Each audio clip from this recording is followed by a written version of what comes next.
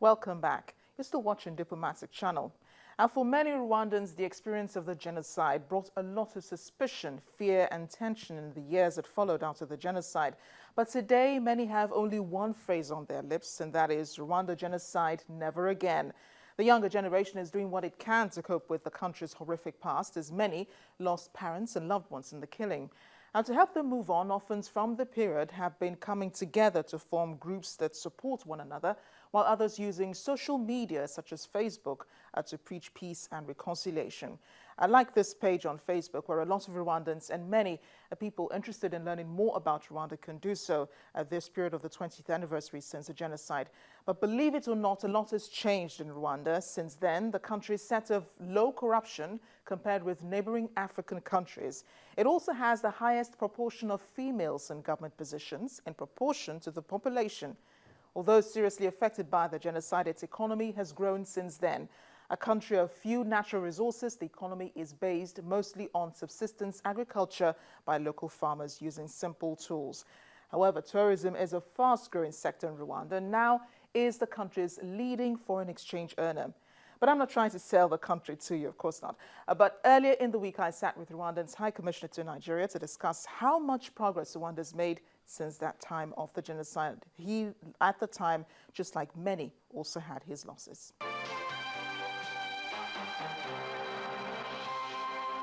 Okay, Ambassador, thank you for granting us this opportunity to speak to you about the Rwandan genocide. It's been 20 years since that happened.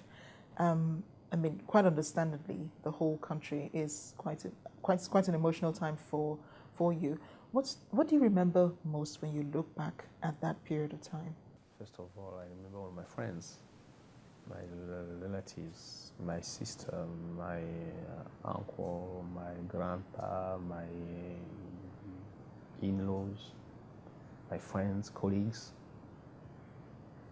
who were killed. That personally, I didn't see their bodies. So, you know, when you lose somebody, you don't see the body. It's like you are thinking that maybe you are dreaming, or maybe he wants somebody, he'll come back. But 20 years now, I think you just say, okay, it's gone, they're gone. And that's now, as a Rwandan, as a group, also, I remember this tragedy, this horrific genocide against Tutsi, like something which should be a shame for human beings, for Rwandans. I wonder how it reached there. You know, that is something that always in April, every Rwandan wonder why, what happened to us. But also, year after year, you realize that, okay, the consequences are still there, but anyway, we are going far from. Some say we should forget, but we don't want to forget. Because first of all, it happens in our time. Second, it affected us, and we don't want it to come back. And for the younger generation, many of them watched as their parents were killed. You said you lost uncles and aunts during the genocide. Some of them watched as their parents were killed. That was really traumatic for them. How is the younger generation coping with what happened 20 years ago? Yeah, it's not easy. It's not an easy thing, but we encouraged, we know people to talk about their stories, what happened to them. It's painful, but it heals. Because now people just sit there, somebody will tell you, or her or his story. She cry or he cry, you cry, but after you feel released, feel that something came out, which is a good thing. So people move around, and some killers were sent to jail. Now they're coming out. And how is the reconciliation going? The reconciliation is doing well. There are some cases where now people where the killers now, actually most of them now are coming out, except those who were jailed for, were sentenced for life. But others now almost have finished their sentence, they're out. So first of all, they go to the village, because they have to go back to their village. When they go there, they apologize. And many people now, you see the cases of somebody who apologized, and the survivors accept the apologies. And there are even some associations where you find the widows from the genocide and the wives of the perpetrators being together, sharing, doing business, weaving baskets, doing agriculture. There are many cooperatives like that.